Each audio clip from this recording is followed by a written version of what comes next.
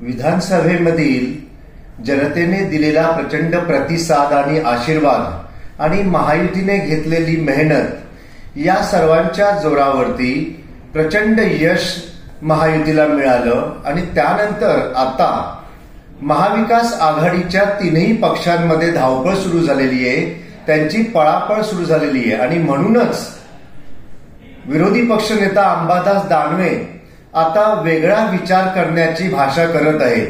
काँग्रेसमध्ये सुद्धा तेच सुरू आहे. काँग्रेसच्या तर अनेक आघाड्या, अनेक सेल आता आमच्या संपर्कामध्ये आहेत की आम्हाला काँग्रेस पार्टी सोडून शिवसेना पक्षामध्ये यायचंय. आदरणीय एकनाथ शिंदेजी यांचं नेतृत्व आम्हाला मान्य आहे, त्यांच्या नेतृत्वाखाली आम्हाला काम करायचंय.